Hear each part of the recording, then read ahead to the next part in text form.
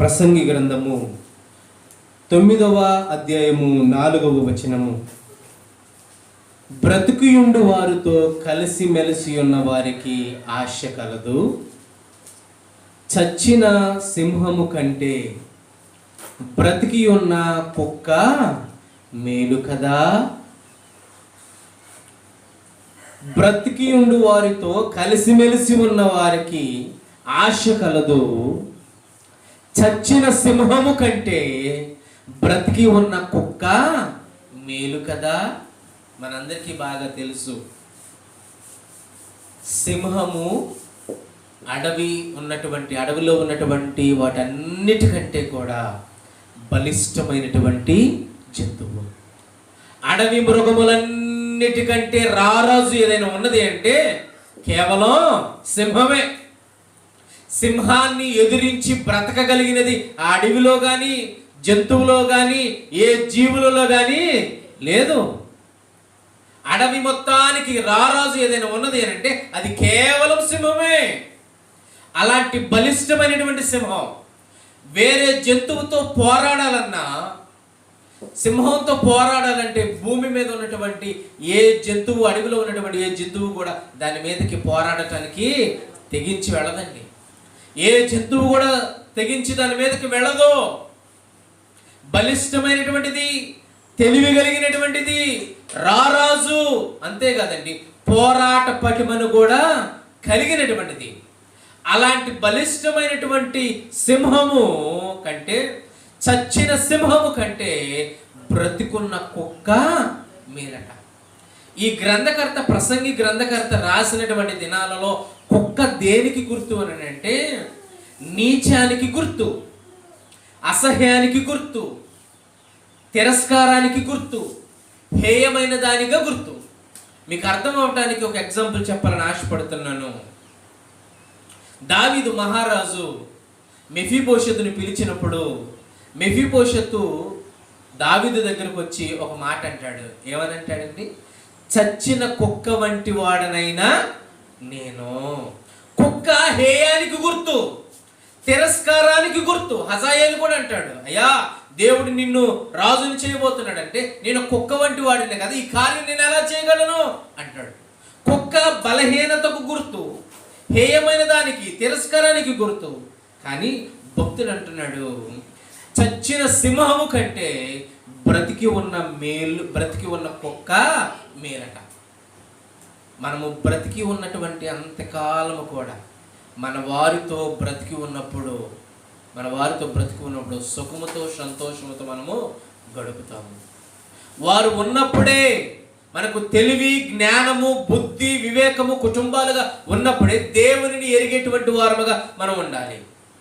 దేవుని సన్నిధిలో ఉండేటువంటి వారముగా మనం ఉండాలి.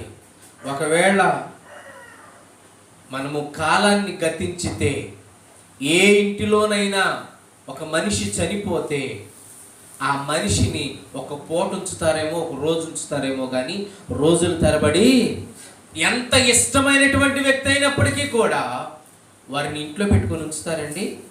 తీసేయండి, తీసేయండి, తీసేయండి, తీసేయండి అంటారు.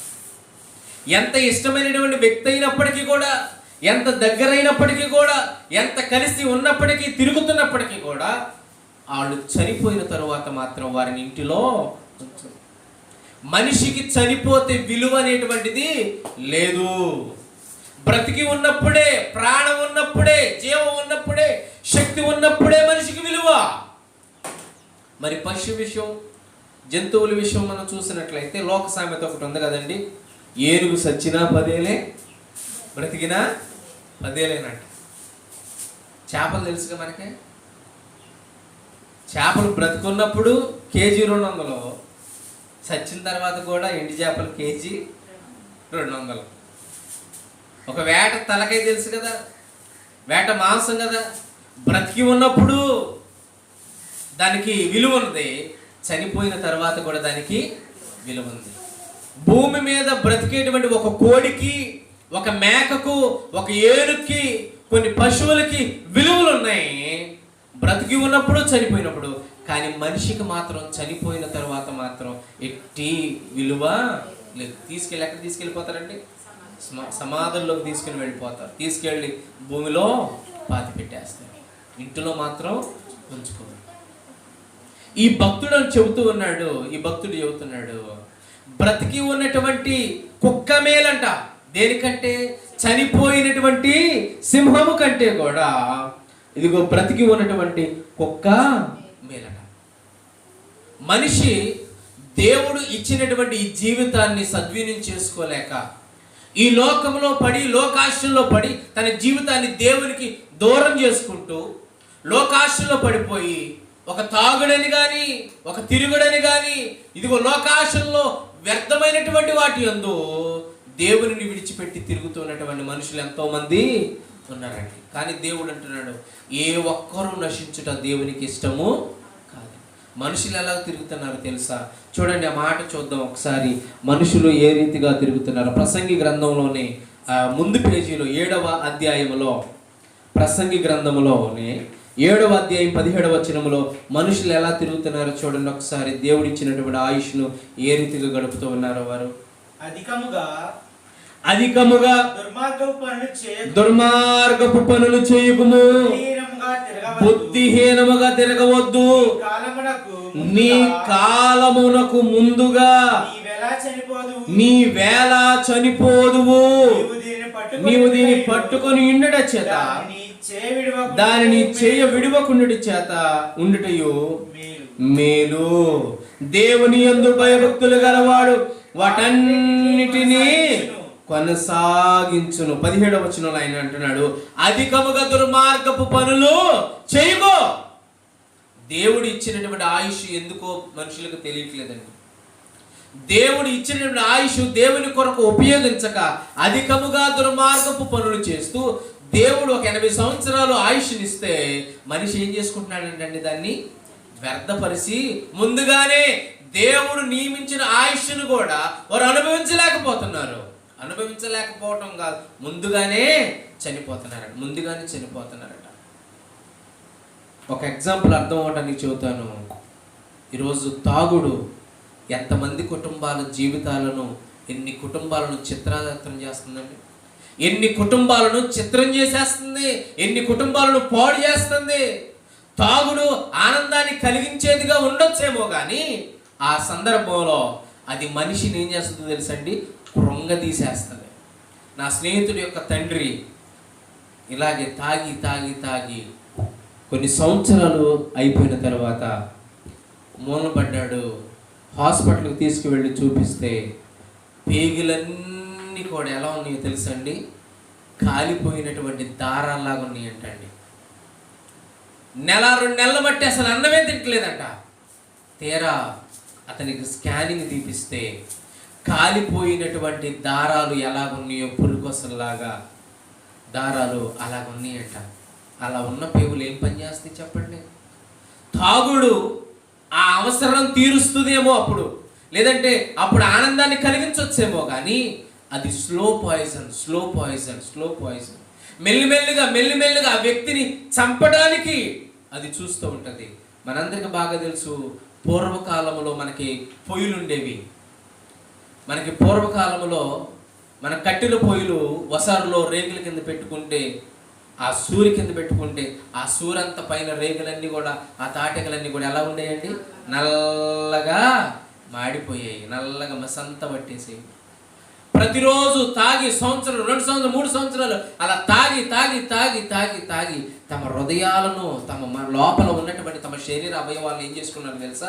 స్లో పాయిజన్లో తమ జీవితాలను పాడు చేసుకుంటున్నారు.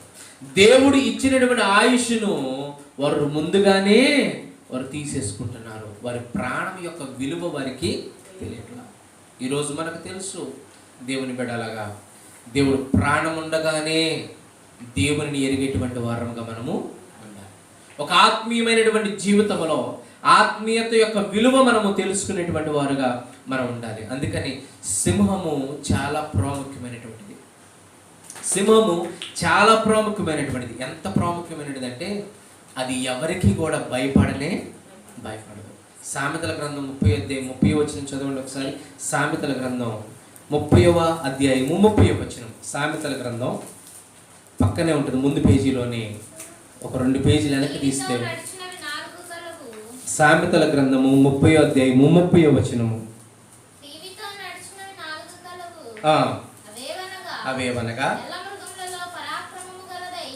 ఎల్ల మృగములలో పరాక్రమము గలదై ఎవనికైనా భయపడి వెనుకకు తిరుగని సింహము.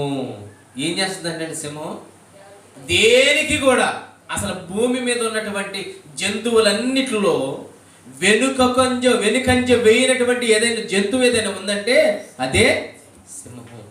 అందుకని యేసుక్రీస్తు వారికి ఒక పేరు ఉంది. ఏంటి చెప్పండి? యోధా గోత్రపు సింహము. యేసుక్రీస్తు వారు యోధా గోత్రపు సింహము వలె ఈ భూమి మీదకి మరలా 2వ రాకడలో ఆయన రాబోతున్నాడు. ఒకసారి గొర్రె పిల్లగా ఆయన వచ్చాడు, మరలా 2వసారి ఆయన యోధా గోత్రపు సింహము వలె, గర్జించు సింహము వలె ఆయన వస్తున్నాడు. యేసుక్రీస్తు వారు నిన్ను నన్ను మనందరినీ కూడా తన రక్తంలో కడగబడి మనల్ని కూడా ఏం చేయాలనుకుంటున్నాడు తెలుసా? ఆయన యోధా గోత్రపు సింహము వలె మనల్ని కూడా సింహము వలె బలవంతులుగా మనలను తయారు చేయాలనుకుంటున్నాడు. మరొక లక్షణం సింహానికి ఉంది. ఆ మాట కూడా చదువు. యెషయా గ్రంథం 31వ అధ్యాయము, యెషయా గ్రంథము 31వ అధ్యాయము 4వ వచనంలో మనం చూసినట్లయితే మరొక లక్షణం మనం చూద్దాం. మరొక లక్షణం, సింహానికి ఉన్నటువంటి మరొక లక్షణం, యెహోవా నాకు ఇలాగ సెలవిచ్చుచున్నాడు, తప్పించుటకై గొర్రెల కాపరుల సమూహము కూడిరాగా సింహము కొదమ సింహము వారి శబ్దమునకు భయపడకయు వారి కేకలకు అధైర్యపడకయు దాని దొరికిన దాని మీద గర్జించునట్లు. చాలండి. సింహం ఏం చేస్తుందంటే గొర్రెల్ని అడవికి తీసుకువెళ్ళి కాచుకునేటువంటి వాళ్ళు భయంకరమైనటువంటి అడవి మృగముల నుంచి తమ మందను కాపాడుకున్నటకు ఏం చేస్తారంటే పద్దాకలా అరుస్తూ ఉంటారు. ఆ భయంకరమైనటువంటి జంతువుల నుంచి తమ మందను కాపాడుకునటానికి అరుస్తూ ఉంటే సింహం ఏం చేస్తుందంటే భయపడి పారిపోద్దా? సింహం భయపడి పారిపోద్దా? అక్కడ రాయబడినటువంటి మాట ఏంటంటే, అక్కడ గొర్రెల కాపరులు సమూహముగా కూడిరాగా సింహము కొదమ సింహము వారి శబ్దమునకు భయపడకయు. అమ్మా ఏం చేస్తుందంటే మొక్కజొన్న వేసారనుకోండి, అక్కడక్కడ ఒక అట్ట మొక్కకి ఒక దారానికి ఒక చిన్న గులకరాయి చుట్టి ఒక సీస వేలాడి తీసి పద్దాకలా వెళ్ళి అట్ట మొక్క తగులుతూ ఉంటుంది, సౌండ్ వస్తూ ఉంటుంది. ఈ మధ్య 400కి 500కి మైకాలు వస్తూ ఉన్నాయి.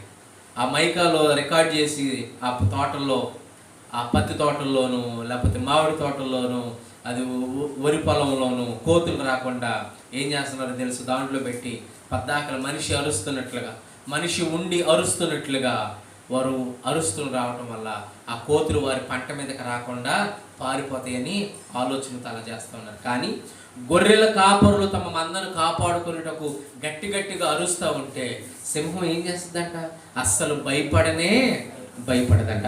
వారి శబ్దములకు భయపడకయు వారి కేకలకు అధైర్యపడకయు తనకు దొరికిన దాని మీద గర్జిస్తుందంట. సింహం యొక్క లక్షణం అదండి. అలాంటి ధైర్యం కలిగినటువంటి సింహంగా బ్రతకాలని దేవుని యొక్క ఆశ. మనము దేవునిలో ఆత్మీయతలో సింహానికి ఉన్నటువంటి లక్షణం ఏంటంటే పోరాట పటిమ కలిగినటువంటిది, ధైర్యం కలిగినటువంటిది, భయం పడనటువంటిది. ఇది అధైర్యపడినటువంటి సింహము వలె నీవు నేను బ్రతకవలసినటువంటి మనము దేవునిలో దేవుని రక్తము చేత కడగబడినటువంటి క్రీస్తువులుగా మనం ఉన్నటువంటి మనము యోధా గోత్రపు సింహపు యేసు క్రీస్తు అన్నలుగా, తమ్ముళ్ళుగా, చెల్లెలుగా ఉండవలసినటువంటి మనము ఏం చేస్తున్నామో తెలుసండి? చచ్చిన సింహము వలె మనము బ్రతుకుతూ ఉన్నాం. అసలు ఈ గ్రంథకర్త ఈ మాటలు రాయడానికి ప్రధాన కారణం ఎవరిని ఆలోచించుకొని రాశాడో తెలుసండి? ఈ యొక్క గ్రంథకర్త తన జీవితాన్ని ఆలోచించుకొని రాస్తున్నాడు. తన జీవితాన్ని పరీక్షించుకొని ఈ మాట తనకు తానే రాసుకుంటూ ఉన్నాడు. అతను బ్రతికి ఉన్నప్పుడు, మంచి వెల్దీగా ఉన్నప్పుడు, తన మంచి ఆస్తి ఉన్నప్పుడు అంత బాగానే చేశాడు. కానీ ప్రారంభం అంతా చాలా బాగానే ఉంది. కానీ ముగింపుకు వచ్చేసరికి తన యొక్క మనసు విగ్రహాల వైపు మళ్ళినట్లుగా మనం చూస్తూ ఉన్నాం. అందుకని మాట హోషేయ గ్రంథము 4వ అధ్యాయములో ఈ మాట రాయబడింది చూడండి. హోషేయ గ్రంథము 4వ అధ్యాయము 12వ వచనంలో ఈ మాట రాయబడింది. హోషేయ గ్రంథము 4వ అధ్యాయము 12వ వచనము 746 పేజీ. హోషేయ గ్రంథము 4వ అధ్యాయము 12వ వచనము. నా జనులు తాము పెట్టుకొనిన కర్ర యొద్ద విచారణ చేయుదురు. తాము చేతి కర్ర వారికి సంగతి తెలియజేయును. వ్యభిచార మనసు వారిని త్రోవ తప్పింపగా వారు తమ దేవునిని విసర్జించి వ్యభిచరింతురు. చాలా దేవుని యొక్క ప్రజలైనటువంటి ఇశ్రాయేలు ప్రజలు తాము నిర్మించినటువంటి చేతి కర్రలను వారు ఆశ్రయముగా చేసుకుంటున్నారట. దేవుడు తమను నిర్మించిన తమ సృజించినటువంటి దేవుని మీద ఆధారపడక ఈ లోకపరమైనటువంటి వాటి మీద ఆశ్రయం పొందుతూ దేవుడు అంటున్నాడు, దానిని నమ్ముకొనుటను బట్టి దేవుడు అంటున్నాడు వారిని మోసగాళ్ళు అనలా. ఇంకో పదం వాడలేదు, కానీ దేవునిని విడిచిపెట్టి వేరొక దానిని వెంబడిస్తున్నటువంటి, వేరొక దానిని ఆశ్రయిస్తున్నటువంటి ఇశ్రాయేలు ప్రజలు ఏమన్నాడంటే వ్యభిచారులు అంటున్నాడు. వ్యభిచారపు మనస్సు చేత వారు దేవుని వైపు నుండి ప్రక్కకు తొలగిపోయినట్లుగా చూస్తూ ఉన్నారు. వారు వ్యభిచారం అంటే తమ శరీరాలతో ఇదిగో చెయ్యకూడని కార్యం ఏం చేయట్లేదండి. మనం అనుకుంటున్నటువంటి ఆ పాప క్రియ ఏం చేయట్లా. దేవునిని విడిచిపెట్టి తమను దేవుని కలిగినటువంటి ప్రజలుగా ఉండవలసినటువంటి వారు దేవునిని ఎరుగక వారు ఏం చేస్తున్నారు తెలుసండి, దేవునికి విముఖత చూపుతున్నారు, ఈ లోకం వైపు చూస్తున్నారు. అందుకని యాకోబు పత్రిక 4వ అధ్యాయం 4వ వచనంలో కూడా ఒక మంచి మాట రాయబడింది చూడండి. యాకోబు పత్రిక 4వ అధ్యాయము 4వ వచనము. యాకోబు పత్రిక దేని లోకములో ఉన్నది ఏమిటో, అక్కడ ఏమి ప్రేమిస్తున్నారో 4వ అధ్యాయము 4వ వచనంలో ఏమనుందో చూడండి. వ్యభిచారులారా, ఈ లోక స్నేహము దేవునితో వైరమని మీరు ఎరుగరా? కాబట్టి ఎవడు ఈ లోకముతో స్నేహము చేయగోరునో వాడు దేవునికి శత్రువు. చాలండి. ఈ లోక స్నేహము దేవునికి ఏంటండి అమ్మా? వైరం. ఆయన అంటున్నాడు లోకముతో స్నేహం చేసేటువంటి వారందరినీ కూడా పాపులను అంటలా, వ్యభిచారులు అంటున్నాడు. ఎందుకు చెప్పండి? తమ కలుగు చేసినటువంటి దేవుణ్ణి విడిచిపెట్టి వేరొకరిని ఆశ్రయిస్తున్నారు. ఈ లోకాన్ని లోకంలో ఉన్నటువంటి వాటిని ఆశ్రయిస్తున్నారు. లోకంలో ఉన్నటువంటి ధనాన్ని, లోకంలో ఉన్నటువంటి పనిని, లోకంలో ఉన్నటువంటి ఇతరత్ర వాటిని వారు ఆశ్రయిస్తూ ఉన్నారు. ఎవరిని విడిచిపెట్టి? నిజ దేవుడిని విడిచిపెట్టి. అందుకని అంటున్నాడు అక్కడ రాయబడినటువంటి మాట, భయంకరమైనటువంటి మాట 4వ వచనములో, వ్యభిచారును లారా, ఈ లోక స్నేహము దేవునికి వైరమని మీరు ఎరుగరా అంటున్నాడు. లోకంలో ఏముందండి? లోకంలో ఏముంది? శరీరాశ, నేత్రాశ, జీవపు డంబం. శరీరాశ, నేత్రాశ, జీవపు డంబం కలిగినటువంటి ఈ లోకాన్ని ప్రేమిస్తే ఎవరికి శత్రువులు అవుతారట? దేవునికి శత్రువులు అవుతాం. దేవునికి శత్రువులై ఈ భూమి మీద బ్రతకగలరా? బ్రతకలేమండి.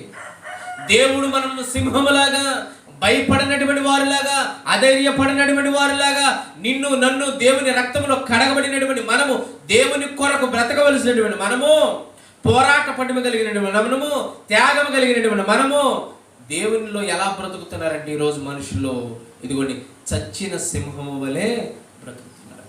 అందుకని ఆయన అంటున్నాడు, చచ్చిన సింహము కంటే బ్రతికున్న కుక్క మేలు అంటున్నాడు.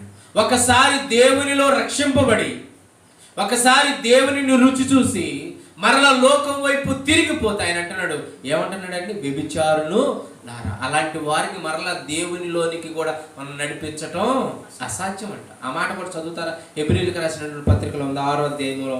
హెబ్రీయులకు రాసినటువంటి పత్రిక 6వ అధ్యాయము 4 నుంచి 6 వరకు ఉన్నటువంటి వచనాలు మనం చదువుకుందాం.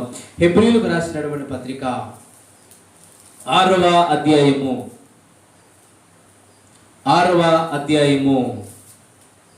4 నుంచి 6 వరకు ఉన్నటువంటి వచనాలను మనం చదువుకుందాం. ఒకసారి వెలిగింపబడి పరలోక సంబంధమైన వరమును రుచి చూసి పరిశుద్ధాత్మలో పాలివారై దేవుని దివ్య వాక్యమును రాబో యుగ సంబంధమైన శక్తుల ప్రభావమును అనుభవించినను తరువాత తప్పిపోయిన వారు తమ విషయములలో దేవుని కుమారుని మరల సిలువ వేయచ్చు బాహాటముగా ఆయనను అవమానపరుస్తున్నారు గనుక మారు మనసు పొందినట్లు అట్టి వారిని అమ్మా ఏంటంటే మరలా నూతన పరుచుట వారిని ఎందుకు చెప్పండి? ఒకసారి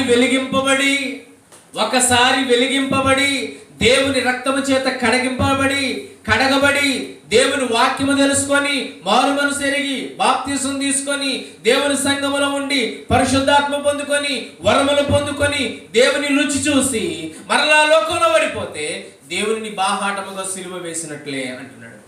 అంతేకాదు ఆయన అంటున్నాడు, అలాంటి వారికి మరలా మారు మనసు వసద్దు అనుకోవటం అసాధ్యం, మరలా దేవుని వైపు తిప్పటం అసాధ్యం. ఒకసారి వెలిగి ఆరిపోతే మరలా వెలిగించటం వారిని ఎవరి వల్ల కాదు అంట. అందుకని దేవుడు అంటున్నాడు, దేవునిలో ఉండవలసినటువంటి నీవు నేను మనము ఇదిగో బ్రతికి ఉన్నటువంటి సింహమును పోలి మనము బ్రతకాలి అని అంటున్నాడు. బ్రతికి ఉన్నటువంటి సింహమును పోలి మనం బ్రతకాలి. సింహానికి ఉన్నటువంటి లక్షణాలు అక్కడ రాయబడి ఉన్నటువంటి మాట ఒకటి, అది అధైర్య పడదు, భయపడదు. వారు ఎంత గట్టిగా అరుస్తున్న గొర్రెల కాపరులు ఎంత గట్టిగా అరుస్తున్నా అది మాత్రం దడుచుకోదండి అది. అంతేకాదు వేరొక జంతువు మీద దాన్ని విజయాన్ని చేకూర్చేది. అది నడుస్తుంటే దాన్ని నడక ఒక టీవీతనం ఉంటుంది, అది గౌరవప్రదంగా ఉంటుంది. ఆ రాజ్యాన్ని అంతటికి లేదంటే అడవికి అంతటికి అది రాజుగా ఉంటుంది. అలాంటి సింహం బ్రతుకును బ్రతకాలని దేవుడు నిన్ను నన్ను కోరుకుంటున్నాడు. దేవునికి మహిమ కలుగును గాక. హల్లెలూయా, హల్లెలూయా. మన ఆత్మీయ జీవితంలో ఒకవేళ ఈ లోకాన్ని ప్రేమించి ఈ లోకాన్ని స్నేహించి శరీరాశ నేత్రాశ జీవపడమ్మము ఒకవేళ కలిగి ఉన్నట్లయితే మన ఆత్మీయ జీవితంలో ఇదిగో దేవునిని మనము బ్రతిమలాడుకొని దేవునిలో వెలిగింపబద్దులమై ఉన్న మన సంగతి ఎరిగి మనం ఏం చేయాలో తెలుసా? ఒకవేళ మన ప్రార్థనా జీవితాన్ని మనము ఇదిగో ఉజ్జీవింప చేసుకోవాలి, ఆత్మీయ జీవితాన్ని మనం ఉద్యమింప చేసుకోవాలి, మన ప్రతిష్ట జీవితాన్ని మనం ఉజ్జీవింప చేసుకోవాలి, సమర్పణను మనం ఉజ్జీవింప చేసుకోవాలి, త్యాగాన్ని ఉజ్జీవింప చేసుకోవాలి.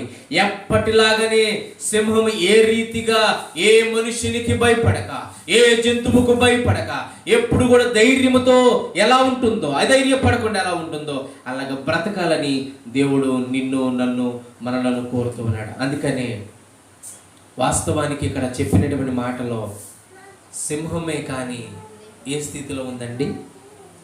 సింహమే కానీ ఏ స్థితిలో ఉంది? చచ్చిన స్థితిలో ఉంది. దానికంటే బ్రతుకున్న కుక్క మేలు. ఈరోజు బాగా ప్రెస్టేజ్గా కుక్కను వాడుతూ ఉన్నారు ప్రతి ఇంట్లో, అవునా కదండి? కొద్దిగా డబ్బు ఉంటే చాలు, వారి ఇంటి దగ్గర ఖచ్చితంగా ఏముండాలి? ఏదో ఒక రకమైనటువంటి ఒక బ్రీడ్ లేదంటే ఒక కుక్క వారి యొక్క ఇంట్లో ఉండాలి. కానీ ఇదివరకు ఒక నీచమైన హేయమైన తిరస్కారానికి గుర్తుగా ఉన్నటువంటి ఆ కుక్క మేలు అంటున్నాడు. బ్రతికి ఉన్నటువంటి కుక్కే మేలట. దేనికి? చనిపోయి ఉన్నటువంటి సింహము కంటే.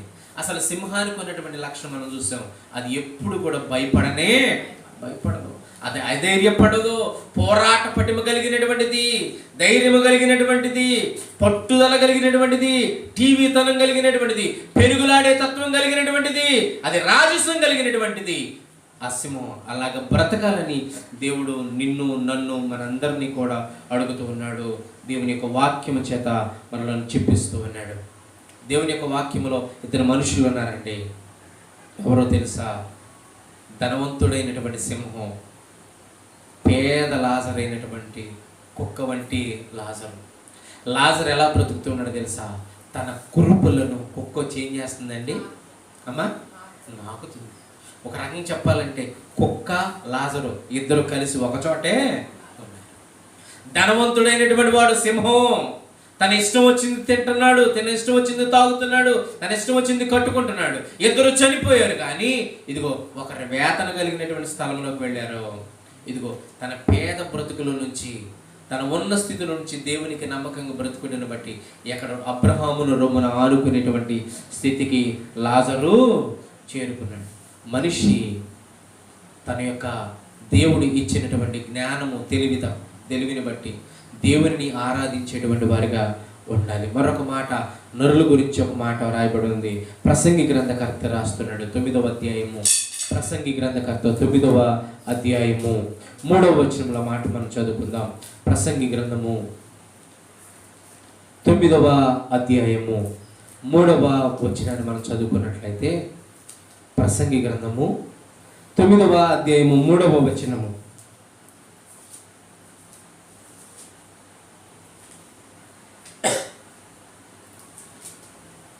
అందరికీ ఒక్కటే గతి సంభవించును, సూర్యుని కింద జరుగు వాటన్నిటిలో ఇది బహు దుఃఖకరము, మరియు నరుల హృదయము చెడుతనముతో నిండి ఉన్నది. వారు బ్రతుకు కాలమంతయు వారి హృదయమందు వెర్రితనము ఉండును. చాలా అండి అమ్మా, ఏముంటుందంటండి? నరుల హృదయములో చెడుతనముతో నిండిపోయిందంట మనుషుల హృదయం. అంతేకాదు, చెడుతనముతోనే కాదు, మరొక లక్షణం ఉందంట వారిలో. వారి బ్రతుకు కాలమంతా కూడా వారి హృదయమందు వెర్రితనము. ఎప్పటి వరకు నాన్న? అమ్మా, చచ్చేంత వరకు కూడా వారి హృదయంలో ఏముంటుందటండి? వెర్రితనం ఉంటదే. అందుకని దేవుడు అంటున్నాడు ఒక మాటలో, ఒక లేఖనం రాయించాడు, నా ప్రాణమా తినుము తాగుము సుఖించుము అంటే దేవుడు ఏమంటున్నాడు? వెర్రివాడా. ఆడు చచ్చేంత వరకు కూడా వాడి హృదయంలో, వాడి మనసులో ఏముంది? వెర్రితనం ఉంది. ఈ లోకాన్ని సంపాదించుకొని, ఇదిగో లోకమే శాశ్వతం అనుకుని బ్రతుకుతున్నటువంటి ఇతనని దేవుడు అంటున్నాడు, వెర్రివాడా, ఈ రాత్రి నీ ప్రాణమును అడుగుచున్నాను. పరుండి ఇదిగో ఎంత సంపాదించాను, అంత సంపాదించాను, ఎంత కొడగొట్టుకున్నానని తనలో తాను సంపాదించుకున్న దానిని గురించి అంటున్నాడు, ఇదిగో నా ప్రాణమా తినుము తాగుము సంతోషించు సుఖించు అంటే వెర్రివాడా అంటున్నాడు. మనుషుల్లో చెడుతనము తమ హృదయాల్లో ఉంటుందట. ఎప్పటి వరకు వారి హృదయాల్లో ఇదిగోండి ఈ యొక్క వెర్రితనం ఉంటుందో తెలుసా? చనిపోయేంత వరకు కూడా వెర్రితనమే. కానీ దేవుడు నిన్ను నన్ను తన కుమారుని యొక్క రక్తము చేత కడగబడి దేవుని యొక్క మందిరములో, సంఘములో, సమాజములో, ప్రార్థనలో, సహవాసములో, పట్టుదలలో, త్యాగములో దేవుడు నిన్ను నన్ను మనలను ఇదిగో బ్రతికి ఉన్నటువంటి సింహములాగా దేవుడు మనలను బ్రతికించాలని ఆశపడుతున్నాడు. అందుకని దేవుడు అంటున్నాడు, ఈరోజు మనము బ్రతికి ఉన్నటువంటి సింహములాగా బ్రతుకుదామా, లేదా చచ్చిన సింహములాగా బ్రతుకుదామా?